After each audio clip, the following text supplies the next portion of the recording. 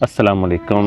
ملک بھر میں جو سیلابی صورتحال ہے اس پر تمام محب الوطن پاکستانی جو ہیں ان کی آنکھیں اشکبار اور دل غمگین ہیں، اور خاص کر کے دریائے راوی کی وجہ سے جو صورتحال کا سامنا کرنا پڑ رہا ہے اس پر میں نے کچھ اشعار لکھے ہیں، سوچا کہ آپ کی نظر کر دوں، اور اس کا عنوان میں نے دیا ہے راوی کی فریاد۔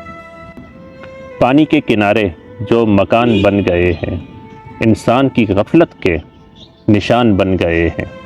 راوی تو لوٹ آیا ہے پھر اپنے ہی راستے، کیوں راہ گزر پہ اس کی جہان بن گئے ہیں۔